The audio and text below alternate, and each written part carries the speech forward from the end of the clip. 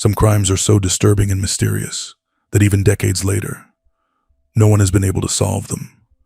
One of the creepiest and most baffling cases in history happened on a remote farm in Germany.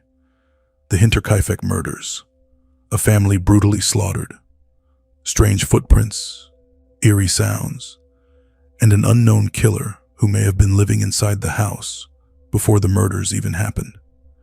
If you love true crime stories that send chills down your spine, make sure to like this video, subscribe, and turn on notifications so you don't miss any more creepy content. Alright, let's get into today's story. Warning: the following video contains intense scenes, unsettling imagery, and frightening moments that may not be suitable for all audiences. Viewer discretion is strongly advised. Proceed if you dare. The Hinterkaifeck farmstead stood in isolation, nestled near the woods outside the Bavarian town of Gruber, about an hour from Munich, and just half a mile behind, or Hinter, the town of Kaifeck. It was home to 35-year-old Victoria Gabriel, her two children, 7-year-old Cecilia and 2-year-old Joseph, and her elderly parents, Andreas and Cecilia Gruber. The family mostly kept to themselves, but by April 1st, 1922, neighbors began to worry. Young Cecilia was absent from school, and the entire family failed to attend church, where Victoria sang in the choir. When Cecilia missed school again on April 3rd, and their mail remained uncollected at the post office, concern grew. On April 4th, the neighbors decided to investigate. A local farmer, Lorenz Schlittenbauer, took the lead in organizing a search party. What they uncovered that day was nothing short of horrifying, something that would stay with them forever. In the barn, the search party stumbled upon 4 brutally bludgeoned bodies, hidden beneath a layer of hay. Inside the house, they found 2 more victims, 2-year-old Joseph and the family's new maid, Maria Baumgartner. Chillingly, it had been Maria's very first day on the job. The previous maid had abruptly quit, convinced that something sinister haunted the property. For over a century, countless suspects have been investigated, yet no one has ever been convicted. To this day, the Hinterkaifeck murders remain one of Germany's most chilling and mysterious unsolved crimes. The autopsy reports, conducted by court physician Dr. Johann Baptist Aumiller, revealed a nightmarish level of brutality. The elder Cecilia had been strangled and struck in the head 7 times, leaving her skull fractured. Andreas, her husband, was found with his face drenched in blood, his cheekbones exposed through torn flesh. Victoria suffered 9 deep star-shaped wounds to her skull, and the right side of her face had been brutally crushed. But perhaps the most horrifying injuries belonged to young Cecilia. Her lower jaw was completely shattered, and her face and neck were covered in deep circular wounds. The sheer savagery of the attacks left investigators disturbed, and to this day, the mystery behind who committed these gruesome murders remains unsolved. The elder Cecilia, Andreas, and Victoria likely died instantly from precise, brutal strikes with a mattock, a pickaxe-like tool used for digging. However, the autopsy revealed a far more horrifying fate for young Cecilia. She didn't die right away. In shock and agony, she remained alive for several hours after the attack, even tearing out clumps of her own hair in distress. Inside the farmhouse, little Joseph and the maid, Maria Baumgartner, met similar fates. Maria was struck multiple times in the head in her quarters, while Joseph was killed by a devastating blow to the face as he lay in his cot in Victoria's room. Just like the victims in the barn, their bodies had been carefully covered, Maria with her bed sheets and Joseph with one of his mother's dresses. Adding another eerie layer to the mystery, the farm animals, and even the family's Pomeranian watchdog, were left unharmed. disturbingly, someone had been tending to them in the days following the murders, feeding them and maintaining the farm as if nothing had happened. At first, police suspected vagrants or drifters with bad intentions, but that theory quickly fell apart when they discovered large sums of money untouched inside the house. Other than the victims and the coverings placed over them, nothing in the home had been disturbed. Yet, the killer had clearly stayed at the farm for days, feeding the animals, eating meals, and even lighting fires in the hearth as if they belonged there. When investigators questioned the previous maid, she explained why she had quit, convinced the property was haunted. She constantly heard strange noises coming from the attic and felt an unsettling presence watching her. Andreas, despite dismissing her fears, had confided in neighbors about strange occurrences just days before the murders. He had discovered a newspaper in his home that he had never purchased. Even more disturbing, a single set of footprints appeared in the snow, leading from the forest to the farm, but not back. No one at Hinterkaifeck knew who they belonged to. To make matters even stranger, one of the family's 2 keys disappeared shortly before the murder.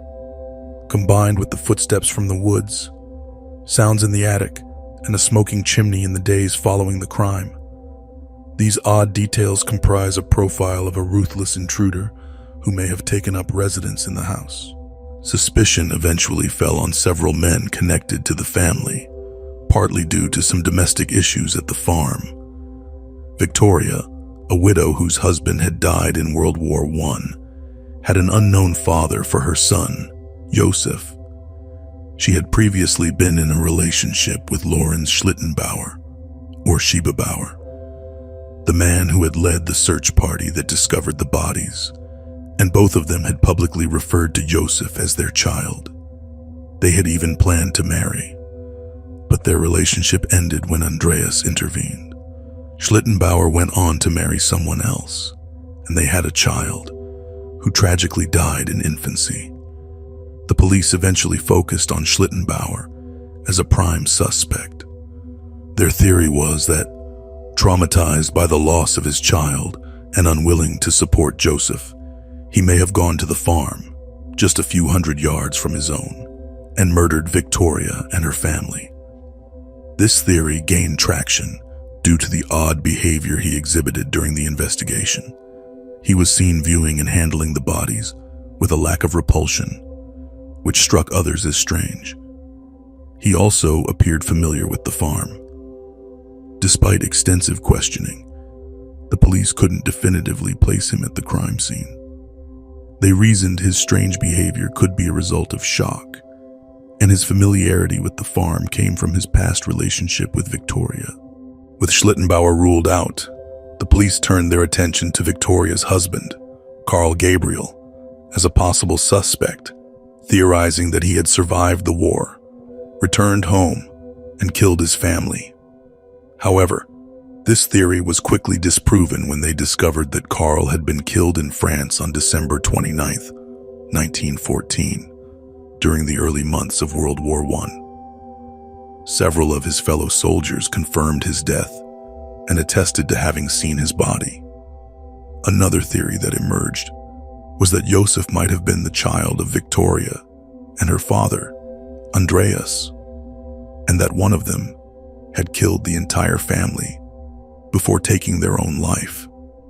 Andreas was known for his incestuous and abusive behavior, with rumors circulating in the neighboring town that he had fathered children with Cecilia, though Victoria was the only one to survive into adulthood. Despite these disturbing rumors, none of the injuries to the bodies could be deemed self-inflicted, ruling out the possibility of a murder-suicide carried out by Victoria or Andreas. The killer had to be someone who didn't live at the farm, but who could it be? One thing was certain: the crimes were committed by someone familiar with farm life. This was evident from the upkeep of the property after the murders and the expert handling of the mattock. The brutality of the killings pointed to someone with a personal vendetta against one or more of the Grubers. Despite this, the police at the time were unable to find any answers and ultimately closed the case. But this would not be the end of the investigation.